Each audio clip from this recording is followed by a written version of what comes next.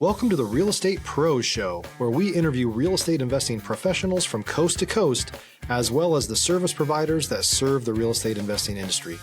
Our goal is simple: share what's working now to help you improve and scale your business to the next level and meet the pros that can help you get there.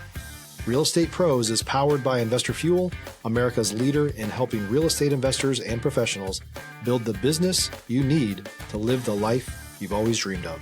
Let's start today's show.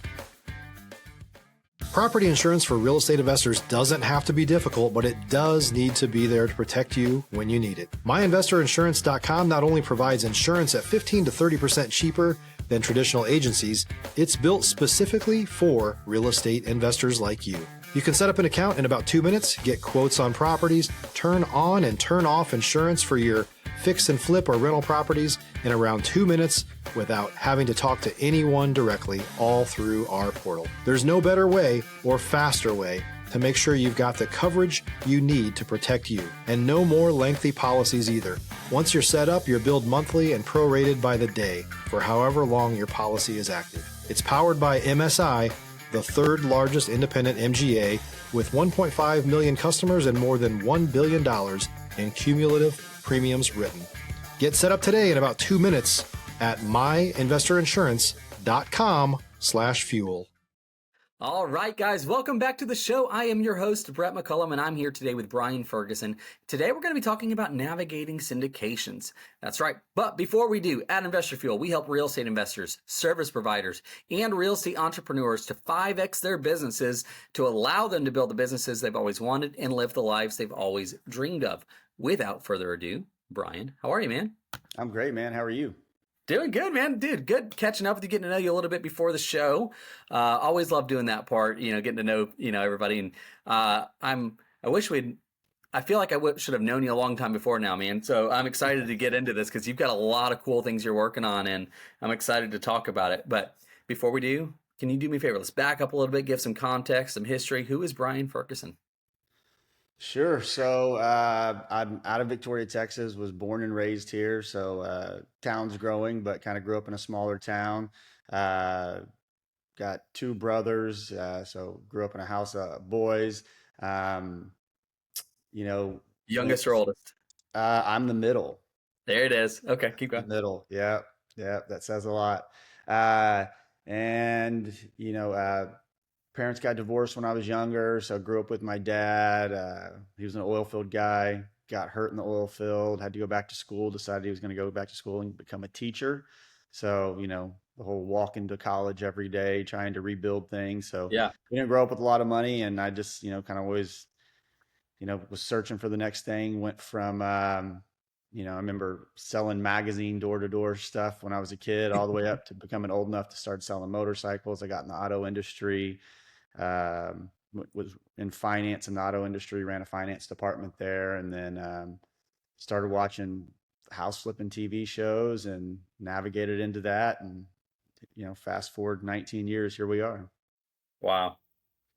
Dude, that's all right. Well, let me back up a little bit because I think I know this a little bit too.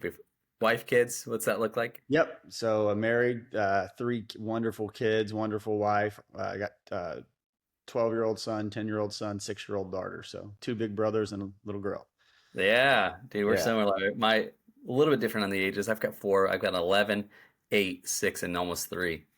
And yeah, my wife had it her way. There'd be a 4th one too. So listen, that was one of those things where I'm like, yeah, I love that boy. My youngest, I love that boy. We thought, listen, I don't know why I'm doing this. We thought for sure, we have 3 kids already at this point. We know what we're doing.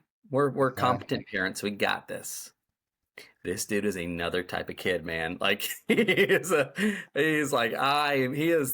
jackhammer that, like, you thought you had a path created. I'm gonna jack it all. I tell my wife, because she always talks about, like, our daughter. She was like, she was so easy. She didn't cry. She was this perfect baby. I'm like, yeah, the next one's not gonna be that.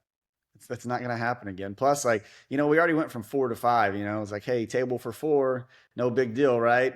5-minute wait. Oh, 5 of y'all, it's going to be half an hour, I'm like, you got to get another vehicle. You got to do, it's a whole, dude, it's a thing, man. But same time, it's like, we love it at the same time, right? Like, you can't picture your life without them and all that, and Stop living on an island and join the #1 mastermind in America for professional real estate investors. Investor Fuel is a community of hundreds of the nation's top investors working together to build stronger businesses and better lives. In addition to the amazing community of real estate investors acting as a board of advisors for one another, Investor Fuel members have access to 100% funding on purchase and repairs for our members only, a health insurance program, and benefits and discounts that more than pays for the membership of most of our members, meaning it's actually costing you money to not be a member of Investor Fuel. If you're looking to scale your business and build a business that allows you to live the life of your dreams, please visit investorfuel.com today and book a call with our team. But yeah, it's a different thing, man. But all right, let me back up a little bit. So you mentioned that, was it at a young age? Like, and I don't mean to like pull too hard on this, Brian. So if I am like, forget like parents divorcing, how old were you when that happened? So my parents got divorced when I was 12. Okay. So kind of off and on again type deal. And then 12 is when it was like officially. But my dad was already, I guess it would have been a few years prior, maybe when I was 9 or 10. My dad was an oil field guy, and he was more of like would go around, check on the rigs, etc. And went to a rig. They were shorthanded, so he jumped up there. Well, they had failed to put that was down due to some maintenance or something, and grabbed his arm, almost took his arm off. So he was he's right-handed, so had to learn how to write with his left hand. They told him he'd never use his arm again. And then something called him that he was going to go get a degree and teach 4-year-olds. Yeah. Wow. Oil field to teaching 4-year-olds. And then, but that was then during all that, my mom left, he's not working. So he's walking back and forth to college. And, so like I said, that's when I don't know if you ever remember, you'd get the magazines in the mail. They sent out these magazines back in the day, and you could go sell the products, and then you got a percentage of your sales. So I would literally take those magazines and just go door to door and sell in like wrapping paper or trinkets, junk, we were just kind of did everything we can to get by, it was me and my older brother. My little brother moved with my mom. And so it was me, my older brother, and my dad. And we just, like I said, did what we did to get by. Didn't really have a whole lot. And then eventually he got his degree, and, things got a little bit better, but this is what, late 90s, I guess. So late 90s, teaching 4-year-olds in a public school isn't necessarily, putting a huge paycheck on either. So sure. No, I get that. No, the reason I was saying is I relate to that a lot on my story of, I was 14, 15, so a little bit older, but not, but at the same time, like having to get scrappy to get, because the financial side of it, very, very similar, man. And I think when I look back and reflect on it, I've had a lot of counseling sessions, things like that. You know what I mean? Things like, because as a kid, those are your, pivotal years. When things are happening, and like it did a number.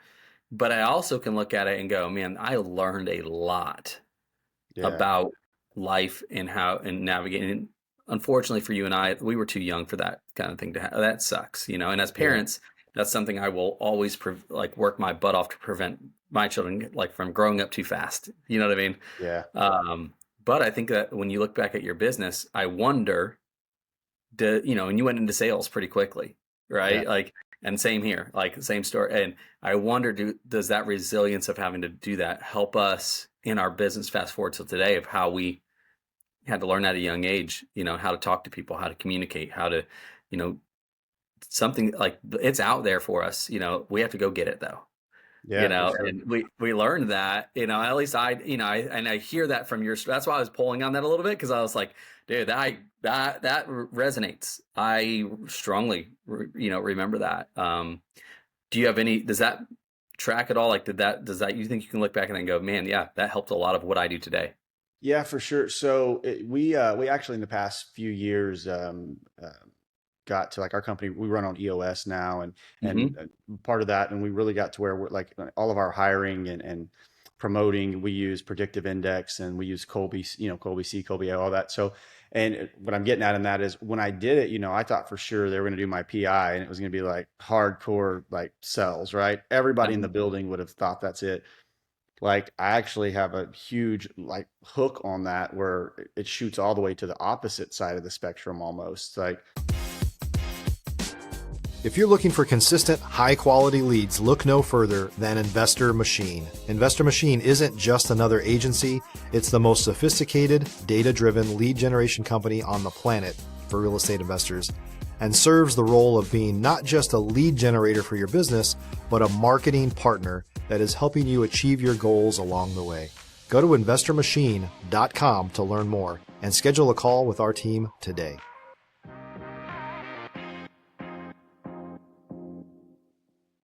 it's not my natural. And it's funny. And then when I really thought about it, I'm like if I walk in somewhere, like I'm going to show from when we started out and I was showing a house, or if I'm meeting with an investor, whatever it is, like I don't thrive on like setting up that investor call, but I Right. know what needs to be done. And so I really spent like the last 2 years really reflecting on that, because I just always thought like I'm just this natural born salesperson. I mean, I remember I was a kid, they would tell me, oh, you could sell ice to an Eskimo, right? Like that used to be Yeah. like my parents and grandparents would say that. But then I really started thinking about it. I'm like, that I really don't thrive on that. I do it out of a necessity, but because of all the hardship at a young age, that necessity to succeed inside me is so big that like I'll go out there and do something that is the complete opposite of my That's personality, right. which is it is not natural for me, but I do it because it needs to be done. Like it has to be done and I have to be good at it. So Yeah. it was really interesting to see that. But as I reflected on that the past few years, and like you said, like different counseling sessions and all that, which everyone should have them, like they're healthy Agree. for you, but it just really made you realize like I'm doing this out of the necessity. I've now since learned where my natural things that I do that I really thrive and it feeds me. Yeah. But selling stuff is not one of them, but I do fairly well at it. So it was interesting to Yeah. learn that. That's funny how that, yeah, I agree with that. I mean, same here. I feel like selling is a natural born thing, that sort of thing. But you know what I don't like to do? I don't like to pick up the phone. Yeah.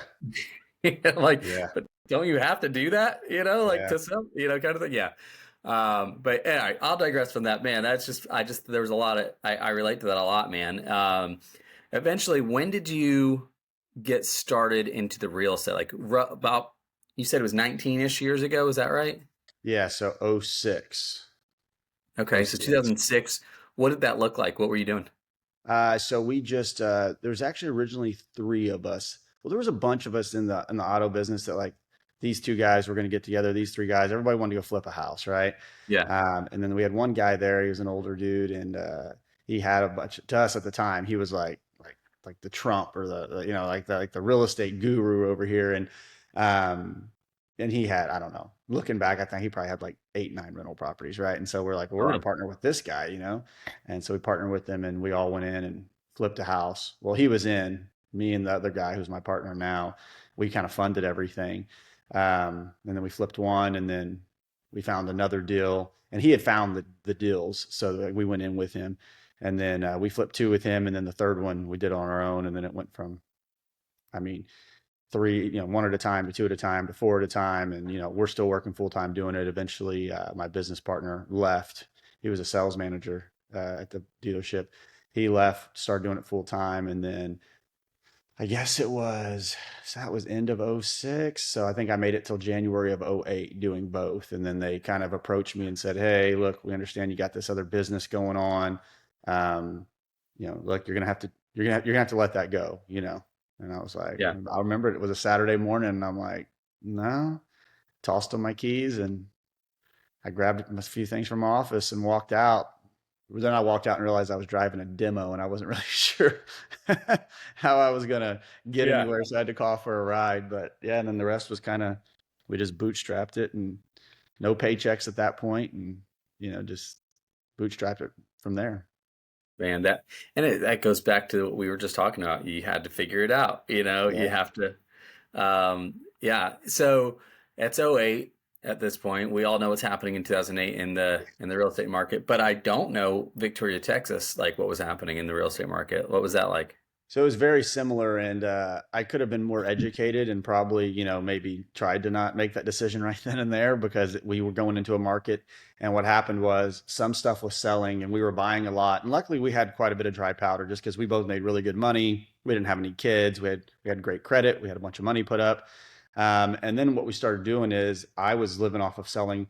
The higher end houses were doing okay, like you still had a decent buyer for that. When I say higher end back then, like 300,000-400,000, which was a decent priced Yeah. house for our market then. If you're a new or newer real estate investor looking to launch or grow your real estate investing business, please check out Investor Fuel Club. It's a coaching community, but unlike anything you've ever seen before. And you can actually partner with members of our mastermind from coast to coast on deals right in your market. There's no better opportunity to build a consistent business than to literally partner with pros to help you avoid costly mistakes, avoid the need for capital to do deals, and help you eliminate your fears as you're starting your business. Learn more about Investor Fuel Club at investorfuel.com/club. But that's normally what I lived in. So I would sell my personal houses. I kind of got a knack for realtors knowing like, oh, he's going to live in a pretty nice house. So they'd be like, hey, I have someone looking in X neighborhood. We know you live there. Sure, it's for sale. And I would do it sometimes 6 months, 9 months. I've actually moved like 21 times at this point. So like an average of one a year. But what a lot of the cheaper stuff, I mean, you're buying stuff for $10,000, $15,000, $20,000 at a tax sale. That stuff wasn't moving. So we had a ton of houses that weren't moving. So we ended up building up this 100+ single family rental portfolio by default. I mean, now you fast What's forward. the only option, right? Yeah. Just rent it out. I mean, and through this last cycle that we just came out of, we don't do single family rentals anymore. Those had all been sold. But we've recently had to put some back in, that just sat and we're just experienced enough to know you're going to either take a loss now or rent it out for 3 to 5 years, let everything rebound, appreciate, and then sell it off and you get some depreciation out of it. So we learned we were not like the strategic guys. That wasn't our plan back then. It just happened. And then those single families, you fast forward to, the mid-teen years, 15, 16. Now we start selling those off and we're 1031ing those into larger pieces. And then that cycle just continued from like 14 to 22, you're cycling, just selling off single families. And then eventually what happened is some of the first duplexes and fourplexes were selling that off. And that's how we got into our larger, apartments and retail centers. And then, eventually you run out of things to 1031 and you're like, and this is going really good. We're doing really well at this. Well, now we need capital to keep buying. So first year we saved up, and then 22 is where we just I remember we had a 1031 and I sold it off, and I have, this money sitting here, and I don't remember what it was, like $400,000 or $500,000. And I'm like, well, this, even at 80% leverage, this is not enough to buy what we want. We had learned that, how much easier it was to manage at a larger scale. And so I said, okay, well, I want to buy this shopping center, and, I need a couple $1 million more. I'm going to put in this much of it. So I went and got with a few guys, they put money in. And then that's when I knew what syndication was, and I learned about the syndication model. And then we did another deal with those guys, and then other people would call, hey, I heard so-and-so invested in a deal. Can I invest in a deal? And I'd always told myself, I'm not going to be this 50,000 retail investor. Like, there'll just be a few of us doing this. And it was at first, but then eventually everyone kind of dries up a little bit, Right. So now you fast forward, and that's exactly where we are. We're full-blown syndication at this point. But it turned into it because I needed to bring in partners in order to put my money in the size of deal that I wanted. Gotcha. And I took a little bit, and I was like, well, I became an LP, and I passively invested in I went to these conferences and I met some guys, and I wasn't sure if I wanted to do it. And I had money just sitting, and I don't like money just sitting in the bank. I'm not a fan of that. So I started investing in their deals, then putting them together. And then it just, now we're a full-blown capital firm, but that wasn't the goal, but it's where we're at now, and it's worked out. Yeah. I always am fascinated with the evolution of, because you're flipping houses, you're doing this, and then, eventually it turns in, I got to keep those as single family, like just to ride out the wave. And then what is getting into syndication? Because I will be honest with you, most people that I talk to don't get into syndication because that was always the goal. It was the thing that led to the thing for a lot of people, right? Yeah. And I see that here too a little bit. It's like, well, you know what? Like, to do what I need my money to do, this is the only way I've found to do it. But what I think is more interesting is the fact that you're doing it with a lot of it with a lot of your own capital, not just raising money from outside sources. And, because you've got real skin in the game on these deals too, right? For sure. Absolutely. Yeah. Yeah. We're normally, some of the first deals we put majority in, we went from putting all to a majority. And then I just realized, okay, well, if I got, let's say this deal's a, $4 million raise. And if I put in three of it because that's what I have sitting, well, Now that's you have great nothing for left this for nothing else. deal. But then what about the next one and the next one? Yep. So, yeah, now we normally put about 10% plus of whatever the Huge. capital stack is. And that way we can stay aligned on all of our deals, Yeah, that's huge, man. And I think that speaks to integrity, though, right? Um, and there's some operators out there that have gotten bad raps, especially in the last couple of years, Yeah. with rate, interest rates, taxes, insurance, Yep. everything going I'm in some skyrocket. of those deals. Yeah. Yeah. And all right, we kind of touched this pre-show just a smidge. I do want to ask you this because it is relevant to today's market. Okay. But Sure. here's the thing is you've got your own capital in this stuff too. So it's you are incentivized. Obviously, you got to work through this, I'm not saying you have the answer, but I imagine based on the context of how we started this show and kind of where we're at, you got to figure stuff out. What are you guys working on right now? Like on the So figuring it outside. right now so our current buy box is Texas multifamily and neighborhood size style shopping centers. We're currently under contract on a deal, 140 unit deal here in Victoria. Last year was kind of slow for us. We put a one apartment complex in a portfolio of some retail buildings. This year we actually expanded out because we've been in Victoria forever. We Yeah. went into the Katy, Texas market and closed on a shopping center there or a retail center there earlier this year. And then we're looking at, I'd say anything within a 2 hour radius kind of.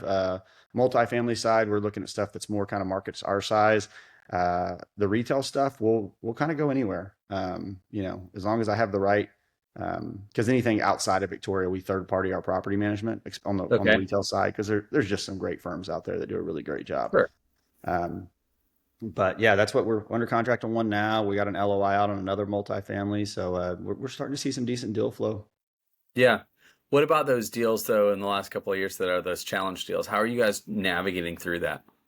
Yeah, so on our side, we've never been much on floating debt. Kind of the way we like to structure and underwrite a deal is, like the deal we're doing now, like we're assuming a loan on it, and it needs seven figures of CapEx. I could go and, get some short-term debt, but then I'm fighting on an adjustable rate and all that. So the way I structure it is I need X equity for, I need so much capital just to cover the difference in the equity step. And then I need, I raise the CapEx, I raise the closing costs, and that's how we underwrite. And if it doesn't work, well, then it's just not the deal for us. But Yeah. it gives us, we're very big on a very long-term secured debt as our first Love lien. that. And then we raise the rest of it and just find the deals that work. So we haven't had huge struggles, but we definitely had taxes go up, insurance go up, and yeah, we fight the taxes. We have an insurance brokerage and someone specializes in that. So we're doing all the things that everyone else is doing. We got master policies, but it was still more increase, especially on the multifamily side. Sure. It increased more than we could raise rents. Right. But instead of sitting back and saying, no, there's nothing you can do about it. Like, a lot of times, like take a capacitor, like we buy those in bulk and we store them and sell to ourselves, things like that. And, people, we had a showroom for the longest time with the warehouse when it was needed. We just got shut that down. But, those things like that, and the people go, well, you're only saving $2 on a capacitor or 50 cents on an air filter. Like you are, but you can recover that $100,000 delta to the NOI 50 cents or $5 at a time. Yes. But that's where our 19 years of experience really comes in. Whereas, Love I've met that. some of these guys that, I first started one of these conferences and you talk to some of these guys and look at their card and you're like, man, they must have a huge firm, right?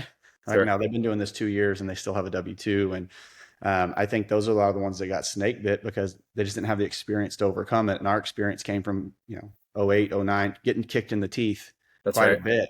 And now we knew what to do with it. So now I am in some deals that did face those adjustable rate challenges, or poor operations and management. And, and I invested with people that I truly believed in. And still, I haven't lost anything. I think the deals are recovering now, but definitely haven't been seeing distributions. So Right. You got to wait it out. Yeah. yeah, Yeah. We've been seeing a lot of that. And to be fair, it's like it's across the country, right? And I interview people, routinely, and it's everywhere, man. yeah, But I think the more successful people that I talk to are the ones that have been through something in the past that they've learned from. Maybe it's not a one-to-one direct, oh, this happened exactly because sure. multifamily and buying multi and doing all that only got popular really like what 2016 8 to 18 on, Yeah, is when it got really big, yeah, as far as in our sphere of influences.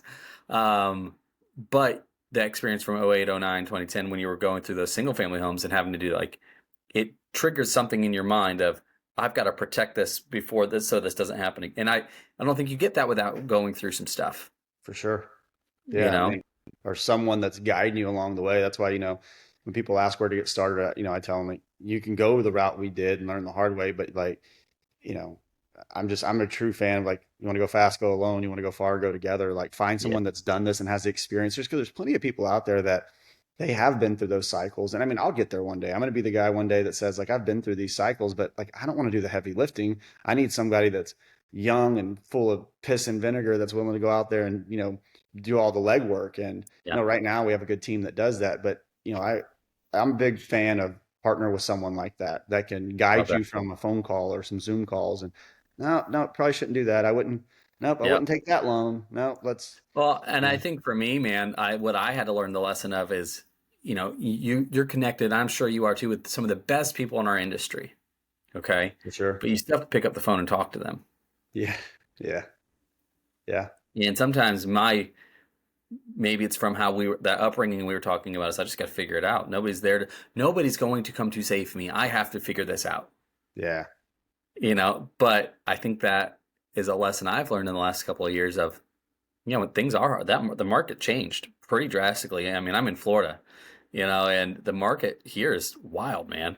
Like there's some stuff that's going on that makes no sense, yeah, you know? Had I picked up the phone and called Brian and said, "Hey, man, like I'm going like," and you're like, "Dude, actually, I went through something similar. You should have done it like this." Oh, yeah, that could have helped, But instead of doing that, I just try to put my head down and figure it out. yeah. And that's the wrong way to do it. And I love that you said that. But got a question for you. Okay. You made a comment a little bit ago, and I wrote it down because I didn't want to forget it. You mentioned that the cycle we just came out of. Are you feeling like we're coming out of that cycle on your side of Our things? market, for our market, on for single, because we're still big, like keep in mind, we saw the single family. We do ground up new construction and development as well. We have definitely seen that. I'm not saying it's over. I think 25 is the year. 25 for maybe going into 26 is the year that is everything stabilized? No. Are we seeing like, especially on single family, is stuff starting to sell and rates have helped us a little bit. And more so, I think people on the home, like this, your homeowner side are realizing that I can keep waiting for years, but they are where they are right now. Like it's not as volatile as it was. So we're starting to see that pick up. We're starting to put slabs back on the ground in our subdivision. So we've seen that piece. Now, on the multifamily side, I don't think it's over. I think there's still people that are trying to hold on. And we're watching this kind of we're watching our treasuries just do this. So one day you think you're gonna get good rates and they're dipping and then they're back up. But I think we are in opportunity zone right now. Because there's what I hadn't seen in the past few years is when stuff was coming to market, it was still priced like we're in 2022 or Yeah. 2021, whatever. We're starting to see like the deal we have now is this is a forced sell from investors. We've just been in this cycle long enough where like these investors are like, look, we're tired of it. Like, look, and I'm in a deal passively where we all got together and we booted the sponsor as well because we're like, look, we're tired of it. Like you're not performing. So I think there's a lot of syndicated deals like this deal that I'm buying. They bought it in 19. I'm buying it for about 25% less than their basis from 19. So I mean, assuming a 4% interest rate, like these deals are out there now. Is it managed right? No. Has he been taking care of maintenance and deferred? No, absolutely not. So it's going to be some work, but we're willing to put in the work. That's where we add the value to the deal. Love that. So I think we'll start seeing a lot of those. We're looking at another deal right now. These aren't huge. It's like a $12 million deal. And the guy is just, he's not managing it poorly, but he's had it for a long time and he doesn't, he got through this piece of it. And I think we're going to see that too, where these guys are just like, it's just time. Like, I want to move on, a lot of your older owners, but more so, I think, what forced the deal that we're buying that we're under contract on, it started with Fannie Mae foreclosing. And it wasn't because of lack of payments. It was due to an inspection. They inspected, they told him there was some maintenance needed to be done. He put his head in the sand. And I think the past few years, Fannie Mae probably would have they'd have lightened up on it, because we're seeing it on our stuff. Like, we got it. They came out and did an inspection over some tree limbs. These things weren't even anywhere near the roof. Like, they're within what we considered okay. I mean, they send it to us 2 weeks later. They're like hammering us. Like, no way. You could be in default, this and that. And we're like, oh, like, boom, trees trimmed. Here's the invoice. Here's the pictures, done. Right. But if they're doing that and we're perfect, perfect credit with them. So, like, I can only imagine what's happening. I think these guys just got used to, like, I'm going to ignore that inspection as long as I'm paying my payments. Right. So that's just one example of it. These lenders are you're going to start seeing it this year. And for the people that are in a position, the problem is I know there's a lot of guys, and some of them are friends of mine, that they're just in survival mode still. Sure. Like, the thought of taking on a new deal that is nowhere on their 1 year or 3 year vision board right now. Right. And we made sure we were prepared for that. We didn't bring all these fancy deals, to market as fast as some other guys did, but we steered away from a lot of deals that just weren't the right fit. Said no to in the right time. Yeah.